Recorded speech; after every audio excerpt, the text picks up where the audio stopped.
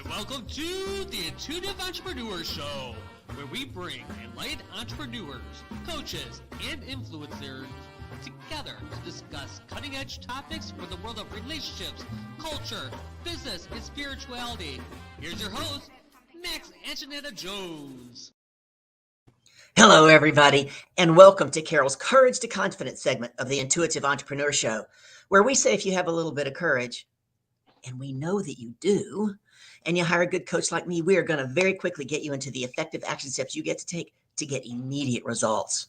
Now, those of you who've been following me for the last few months, you know I'm your weather girl, and it's a cloudy day here in South Florida, but that's not bad. The other day it was 90, and it's only March, April, barely. So when you chime in today in the chat, let us know where you're chiming in from and what the weather's like where you are. I'm so happy to have our guest here today. This is Miss Lavina, and guess what I did? I didn't even ask her where she was from before we started, so it gets to be a surprise. So Miss Lavina, please tell us where you are, what the weather's like, and then introduce yourself. I'm Lavina Quilliam, and I'm from Sydney, Australia. The weather is pretty windy today and raining, so it's 19 degrees Celsius here. And it's 5 a.m. 5 a.m. Good for you. I love early mornings as well. And when I graduated, I think y'all call it university. I was going to say college. When I graduated university, I actually lived in a little town outside of Sydney called Engadine. Are you familiar with Engadine? I've heard of it. Yeah, I've never been, but yes. Yep. It was about 45 minutes outside of Sydney by train. And I worked at Sydney University. And I was there for, 3.5, 4 months I lived there. It was awesome. Wow, lovely. What part do you live in? Northern Beaches. Okay. Where's the Great Barrier Reef? What part is that at? That's in Cairns, so it's another state. Oh, okay. Okay, cool. Well, what are you up to in the world? What's your favorite project you're working on right now? My favorite project is my membership, connecting people to their hearts, to their bodies, letting them know to be passionate about their life and to really get to know deeply, have that deep connection within themselves. So I read that a little bit about in your brief, and you said you get women to love their bodies. Talk to us about that. And I'd like to know, what do you think is at the root of so many women not loving their bodies? Because we've been taught in society, I feel like it's normal not to love your body. We don't talk about it in schools. We don't talk about it like it's not a hot topic. It's like, basic self-care or, if you have time type of thing. It's not, people don't really understand that, it's to make it a routine or how can we make it more simplified and make it a daily acknowledgement. So it's like, how can we live from our body's perspective and know that, okay, how can we take care of our body as if we would take care of a kid or anyone? Like, how can we put it at the forefront of our mind? Like, how can we ask it throughout the day what it needs, take time for the body, and really live through the cues of what the body is asking for us on a daily basis? So for those of us who are not necessarily always tuned into that, what kind of cues would we be looking for? The main thing is to slow down. So I feel like to ground the body and just ask it. So for many years of my life, I always asked my body what it needs. It was quite numb. So it was like, I say it as like a thawing out process, and it takes time and it's not going to happen overnight. And I feel like if we keep on building that connection, keep asking, just like any relationship or friendship, it doesn't happen overnight. You ask questions, you may not get answers that you want to hear, you may not get answers at all, but it's like practicing building that muscle memory of that connection to our body. So it doesn't come naturally or easy for most people. It can take years. Ooh, I might take decades. I don't know if I have that long. Well, of course you do. So oftentimes my experience is guys, they don't mind showing their body off at all. Even if they have a big gut, they'll take their shirt off. So what do you think is at the root of the upbringing, right? You can have a brother and daughter in the same household. She grows up not liking her body, covering her body, hiding her body. And he grows up and maybe by magazine standards or whatever, he doesn't have a good body. and he doesn't care and he takes his shirt off anyway. Talk to us about what the difference is, or how can I say this? Is there truly a difference, or is that just my perception? No, there truly is a difference. And that's a really, really good question. I've heard that question before, and I really, really like that. And it's just, again, the confidence behind it. I feel that men just don't care. It's just like, okay, I this is who I am. This is what I look like. Either you like it or you don't. Whereas for the females, we sort of internalize, that people pleasing, what people think. Like it's just like an ingrained type of wound, so to speak. That we need to appeal to whatever trend is coming on, of the day, and to hide away and to be seen, not heard, type of thing. Versus men, it's like they can be vocal. They are natural leaders. People do listen to them regardless, and they have that innate sense of domination and power. Whereas women's more submissive. Do you think that religion fits in there anywhere? Oh, definitely. Yeah. Tell me Definitely. about your thoughts on that. Yeah, religion, because we've just been taught that, like you just have to, be covered up, be concealed, because you are that, submissive, and you have to like surrender, bow down to the male dominant superior. So it's like, again, hiding away. You have to not take the lead, don't take in charge of your life, and, just be submissive. So yeah, definitely religion plays a big part. I know for me, I don't know how much you know about the United States, but I grew up in the deep south of Louisiana, very deep south. And there were rules, both spoken and unspoken, about how little girls are supposed to behave. So when I was in sixth grade, and I was raised Methodist in a very, Christian household. And when I was in sixth grade, I was 12 years old. Guess what I did? I was the first girl to play Little League hardball with the boys, Little League hardball baseball. My mother was not happy because little girls weren't supposed to do those kind of things, right?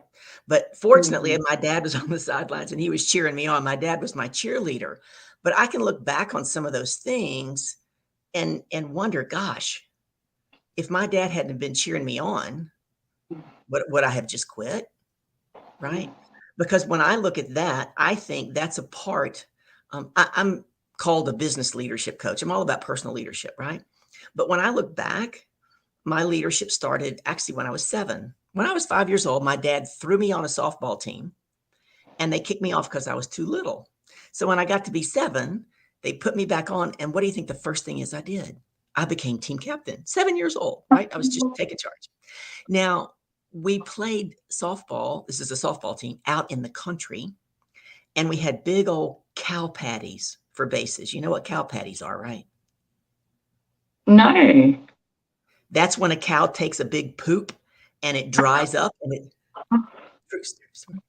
And so I never learned how to slide because I wouldn't touch those cow patties. So I was like, yeah, I'm not doing that, even if they were dry. And so then in sixth grade, I played baseball, unheard of. And then I'm telling you this for a reason, because I'm going to take you back and look at your progression. So then in ninth grade, I was the first and only ever female president of the student council at my junior high. And then I went on to play high school and collegiate tennis and played number 1 for LSU and was team captain. So leadership has been in my blood. Tell me a little bit about your path and how you got to where you are and what compels you to be so compassionate about it. Through my illness, so I've had chronic fatigue, burnt out, drained at a very young age, and having no energy, pretty much bedridden. And so I was determined to take care of my body because I knew it was through neglect of my body and pushing it to extremes that if I could connect to my body and love my body, that I would give back to people and be of service, because I felt like it was an impossible feat to be able to really look after myself. I didn't think that, I took it for granted. I just thought, well, I'm young, I can do whatever, I can conquer the world type of thing. And it was just through like 7 years of just like sheer couldn't get out of bed, like just had to push myself out of bed to help and to be of service and uplift others, whereas I just wanted to stay in bed and just like there was just no energy there. It was like a robotic type of thing. So going through that and now being able to have the energy and what I learned, like to really rest and take care and have that good balance, not just push and force and always have to just do, balance it with the be. Balance it with a B. Well, what if I told you I didn't believe in balance? I believe in priorities, right? Mhm. Because the clients that I work with, probably similar to some of yours, right? They're, either entrepreneurs trying to grow a business or they're corporate executives, like you said, just like you, on the go, on the go, on the go. And the women, so they feel guilty, right? They spend all this time wasted feeling guilty. And what I help them understand, this is from my perspective, is that there's never going to be an actual 50-50 balance. I mean, if you've got time to calculate how many minutes a day you're spending with your kids, you're not doing enough, right? So I help them understand that they get to prioritize. So maybe Monday is all about work until the evening after dinner. Mm. But on Tuesday, they prioritize the kids first thing in the morning. They spend 2 hours with the kids. And so once they start doing that, the key is that they keep their word to themselves. Because once they do that and keep their word to themselves, they begin to grow in what? Self-trust. Mhm. So tell me a little bit about your thoughts on that from a priority versus a balance perspective. Absolutely. I love that. Like you did, and you've said it perfectly, where you have your standards and you have your boundaries and you know what to expect and what it suits for every individual. So some people like to, spend time with their family during the day and work only at night time, but they have these, boundaries, these standards for their life. I definitely agree to set that out, what works best, and to stick with it. I love what you said. I always say that our word is our law. Every person that's ever come in front of me since I've had this business, whether they hired me or not, right? I ask them in the process, I call it an interview process, to see if they're a good fit, right? And I ask them, more often than not, do you keep your word to yourself or to other people?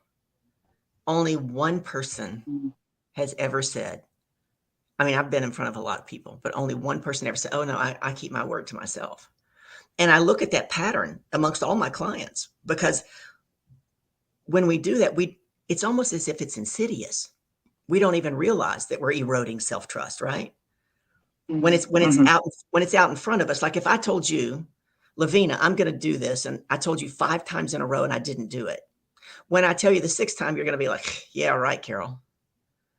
But how often does someone tell themselves, oh, I'm going to drop that 20 pounds, or I'm going to do this, and we don't do it, and they don't understand? How would you help a client through that?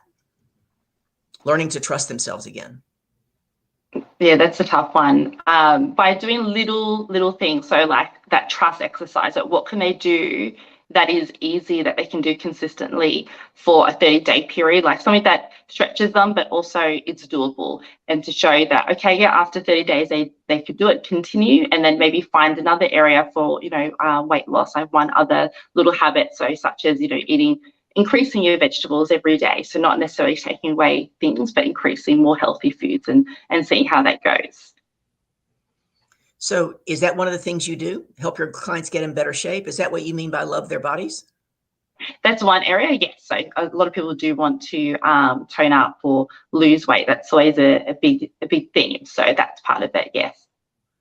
And how much in that particular program of yours do you incorporate exercise? All the time. Like movement is like, if you don't move, nothing happens. Like movement is absolutely the core front of that. It's just absolutely everything for your body, because if you don't move your body, it seizes up and it doesn't work for you. Are any of your clients resistant to that in the beginning?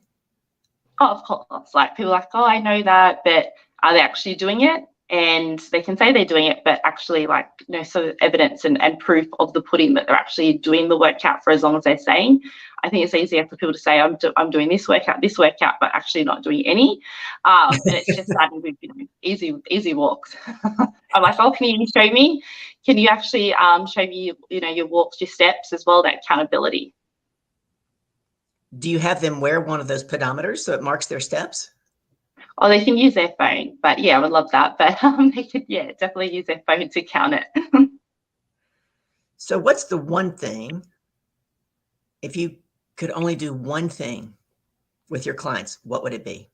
What brings you the most joy when you go, yeah, that was awesome, she got it? I like to do a body scan. So I like them to scan their body and just feel any discomfort or anything that they feel that is highlighting their body, and just to allow it to speak or just to feel it. So if nothing is spoken, if they can't feel, they can't understand what's happening, just to be with it and just be like, okay, I'm going to sit with you. It's very uncomfortable. I don't like it, but I'm just going to sit with you. I'm just going to be with you and just see what materializes after building this connection, this relationship, and building that, relationship over time to understand that part of the body a little bit more. You're making me think. I'm thinking of something. When you say scan the body, so if I were going to do that, what do? I stand up, and in my mind, I just kind of go from head to toe. Is that how I would do it? Yeah, and see what comes up first. Like what's the predominant tension or feeling within the body that's taking your mind or a focus or your attention straight away to, and you can do it to all parts of the body that feels a little bit tense or feels a little bit that it draws your attention. It wants to be spoken to. It wants to share its feelings or share what it has to say, anger, whatever it might be, or just wants some presence as well. That's fascinating. I've never really had anybody tell me to talk to my body. I mean, I've heard listen to it, but I've never heard have a conversation. I think that would be an interesting challenge. Yeah, it's not easy at first. It's like, what? And everybody's like, what's going on? But then it feels good because it becomes like a friend, an ally, and someone that a companion, like a real deep companion. And do you use Louise Hay's book, Heal Your Body, in your work? I do refer to it, yes. I always people just Google what Louise says, which is amazing. It's always spot on. I know, isn't that amazing? I was like, may I give you a quick story about that? Oh, absolutely. I love stories. So it was in August of 1992, and I had just had my 6th emergency operation in 3 years. Every 6 months, I was having emergency surgery. And I just had it, and the surgeon said it was the worst one. And within a week, Hurricane Andrew came. Now, that was the Category 5 hurricane that flattened South Florida, just flattened it. So my dad calls. I'm in Florida. My dad was in Louisiana. And he's asking me what's going on with the hurricane, blah, blah, blah.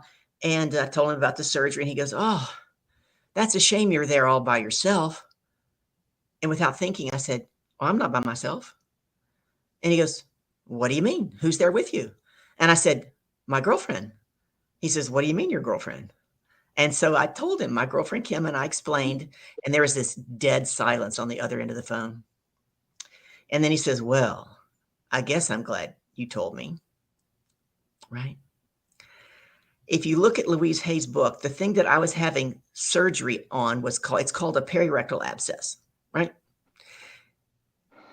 Once I came out, and I didn't even think of coming out, it just was so natural to me because I was comfortable.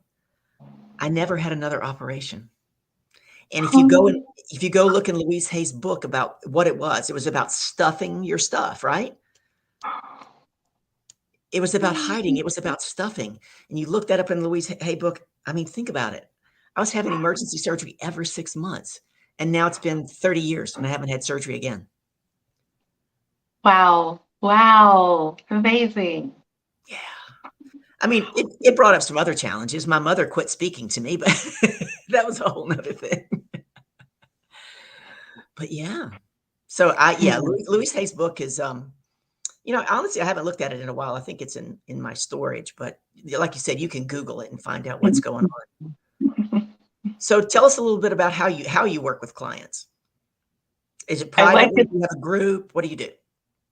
Yeah, so I do have one-on-one sessions and also my membership, which is more the group coaching where we go on Zoom and everyone shares what is going on with them, have accountability, and having that action plan, the action step is very, very important. Well, tell us a little bit more about it. Is it a 6-month program? Is it a 1 year? Our membership is just monthly, so people can come in and out when they need that extra support as well. And the one-on-one can be one-off or monthly. Oh, how long have you been doing this? Since 2017, so a bit of a while. Yeah, exactly. Tell us one thing about you that from looking at you, we would never guess. I love that question. I don't know. I would say, I used to be an accountant as well. So I first started off very, very logical, very much in the numbers. But I'm also a teacher. I don't know if you can pick that up. Oh, that's interesting. So you went from logical analytical to woo-woo. Yeah. Tell us a little bit about that transition. That's fascinating. I always knew that I really resented it. I just feel like I didn't think I would get the grades to be a teacher, and accounting was an easier route. And I just thought I would then change later on.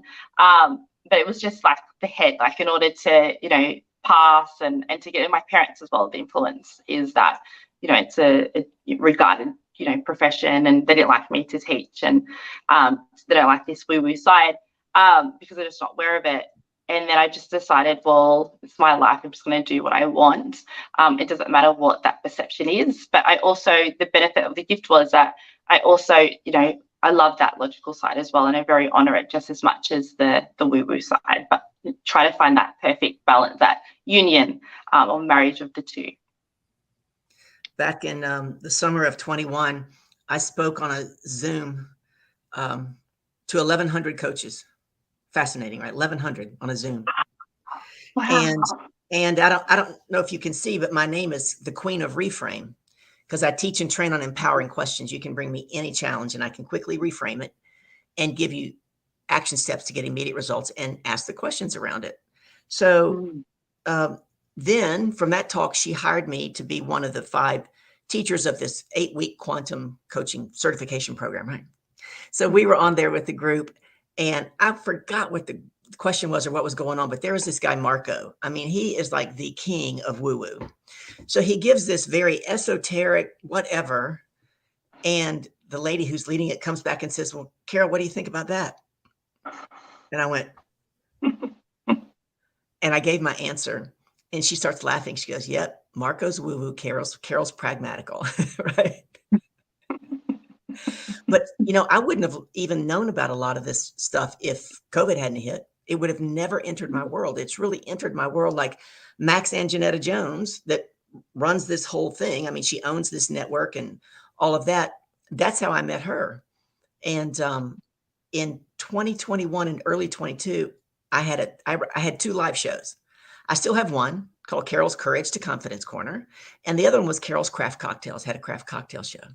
So one day, Max, and I don't know if you've seen Max's picture. She's this, big, gorgeous Black woman, right? So one day she sends me a picture in Facebook Messenger, and she goes, hey, Carol, look, we have the same color hair. And I go, Max, not even close. And she goes, your hair color's not called Sugar Bomb? And I go, no, mine is not called Sugar Bomb, right? So that night, that was the night of the craft cocktail show, and I introduced her as Sugar Bomb. Nobody doesn't even know her name. They say, where's Sugar Bomb? They didn't know her name. It was so funny. But she was the one that was the very first Zoom that I had with her about 2 months into COVID. I was going through a transition. Now, I didn't tell her that. We just got on this Zoom. And she looks in the Zoom and she says, you know why you don't have very many clients right now, Carol? And I said, I didn't tell you that I don't have very many clients right now. And she leans in and she goes, oh, didn't I tell you I'm clairvoyant? And I leaned in and I said, no. And she goes, and I'm audio voyant. She's all the voyants, the clair, the audio, whatever. Right? Just so funny. And so I'm like, no, I thought that was kind of strange. Right? So then the following month or 2 later, we have another call, and she looks at me and she goes, Carol, you're going to have to give up that love of only doing one-on-one. I see you on big stages in front of big groups. And I said, what do you think I did? I said, I didn't tell you that I only do one-on-one coaching. And she rolls her eyes at me. She goes, I told you I'm clairvoyant. I was like, True story. That's how I met Max. And that started this whole foray into this. But in that quantum coaching program, I would say 90% of them were more on the woo-woo side and not on the practical side. Yeah. But I'm open, right? I don't always get it. And I'll just look at Max. I'm like, that just went over my head. Like, I have no idea what you're talking about. Oh my goodness. Listen, we're coming up. We only have just a few minutes left. I'd like you to tell everybody a little bit more about your program, how they can reach you, how they can get in touch with you. We're going to scroll the information across the bottom so they can see. And then, whether they're on hashtag replay or if they're live and they're just not talking to me. I love it when people comment. I don't know why they don't comment to me, but tell us a little bit about that. Yeah, so the best way is to find me on Facebook. I'm more active on that, so you can add me at Lavina Quilliam, or my free Facebook group, which is our beautiful community. It's called Logical Minds, Sacred Beings and Hearts, Sacred Body and Heart-Centered Beings. So I'll repeat that again: Logical Minds, Sacred Body and Heart-Centered Beings. And my website is www.lavinaquilliam.com if you want to contact with me there, but just on Facebook. If you just send me a message, I'd love to get to know you a little bit more. That'd be great. And do you have an ideal client? Like, is any age female your client, or do you have is she 25 to 40? What's your ideal? Yeah, any age. I think most people come to me when they have that major transition or a major crisis in their life, but absolutely any age. Fantastic. Well, it's been an absolute pleasure having you here today. You don't know anything about me, really, but I am the Queen of Reframe, and I'm a business leadership coach. I've put out several videos on this platform for Max. She's asked me to do a bunch of 3-minute wisdom videos. If you want to reach out to me, there I am, right there across the bottom. At the Carol Boston will get you to my Facebook page, my Instagram page, and my LinkedIn page. And unlike you, I'm actually moving a bit off of Facebook in my focus more over to LinkedIn, because I'm really wanting to grow the corporate keynote speaking part of my business. I love doing that. I miss corporate America. I had a big gig at Ryder Trucking back in January. It's like a $9 billion company. It's huge. And they flew in about 60 people in their upper level marketing division. And I mean, I had the best time. I love doing that. And I know that more of those gigs are going to be on LinkedIn as opposed to Facebook. But I'm going to keep my Facebook live show. Come join me on Mondays at 12 noon. What is that, 2 a.m. your time? Yeah, probably 14-hour difference. Okay, you'll be sleeping. You'll have to do hashtag replay, but it's Carol's Courage to Confidence Corner. And those of you who follow me know I just opened this back up. $97 for 90 minutes. It's a no-brainer clarity to cash call. Reach out to me. Reach out to me if you want that. Thank you. Thank you so much, Lavina. Everybody, this has been Carol's Courage to Confidence segment on the Intuitive Entrepreneur Show. We're here every Wednesday at this time. Come join us again. Reach out to Lavina. Learn to love your body. Enjoy your life. Thank you so much, everybody. Thank you. Thank you.